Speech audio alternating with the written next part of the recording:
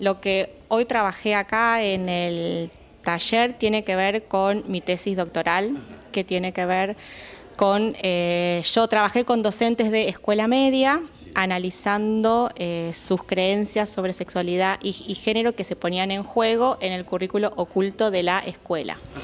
Por eso trabajé con docentes de otras áreas que no eran biología, historia, matemática, para realmente ver ese currículo oculto que estaba como fuera de los contenidos específicos de que se trabajan en la sexualidad, como sistema genital, hormonas, infecciones y demás.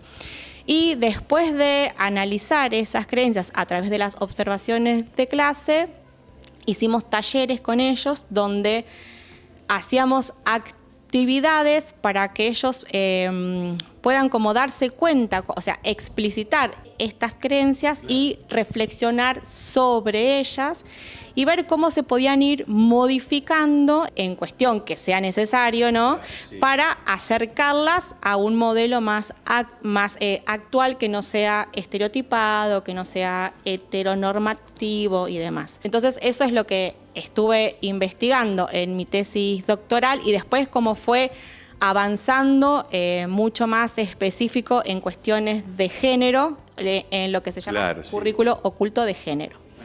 Y pensado, en las propuestas de enseñanza específicamente, es en el aula. ¿Cómo esto pasa en el aula y qué le enseñamos a nuestros alumnos en el aula?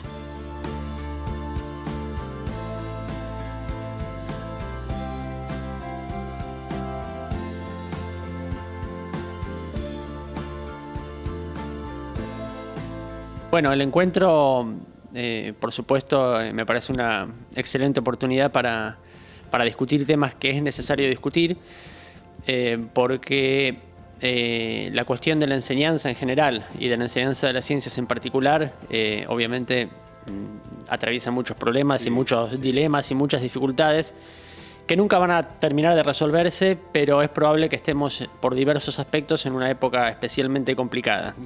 Entonces son más necesarios que nunca los espacios de reflexión y de discusión para ponernos de acuerdo o no, pero al menos para plantear algunos problemas y para poder pensar entre todos algunas posibles vías, no de solución definitiva, pero sí al menos algunos posibles criterios y cursos de acción para poder repensar nuestras prácticas, ¿no?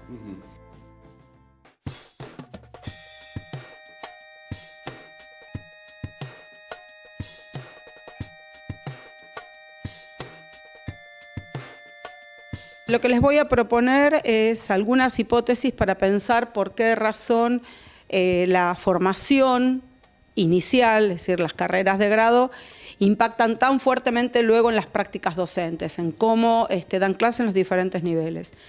Y una de las hipótesis que les voy a plantear es que lo que se enfatiza en las instituciones son la transmisión de datos precisos, de información, que hoy por hoy están accesibles en cualquier sitio de Internet. Sí. En cambio, aquellas competencias fuertes que permiten hacer algo con la información, argumentar, discutirla, ponerlas en cuestión, solo se aprenden al interior de las instituciones. Entonces hay un vacío y hay un...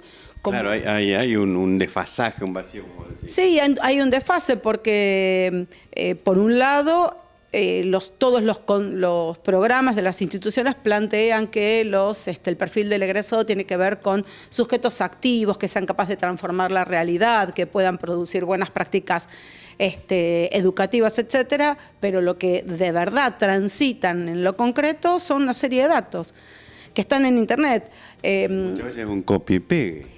Sí, y además lo cierto es que lo que queda nunca en la historia de la humanidad, el acceso a la información estuvo tan garantizado como en este momento. Todos los sectores sociales de una u otra manera llegan a la información. No era como en la época de que los libros sacrosantos solamente estaban a acceso de unos pocos. Hoy todos pueden llegar.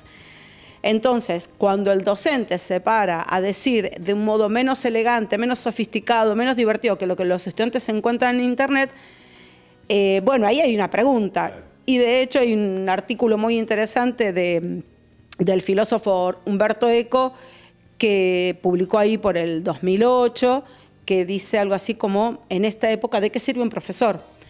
Y entonces, claro, en el artículo él rescata una situación donde él dice, entre las matonadas que los estudiantes pueden hacerles a los docentes, que un estudiante le pregunta, en la época de Internet, ¿usted para qué sirve?, le dice un profesor.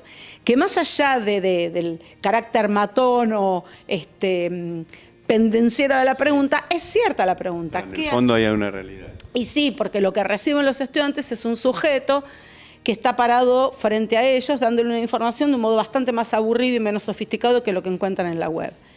Y entonces ECO dice, esa pregunta es relevante, lo que le faltó decirle al estudiante es que si bien encuentra todo en Internet, lo que no encuentra es alguien que le diga cómo mirar esa información, qué hacer, cómo saber si esa fuente es tendenciosa o no.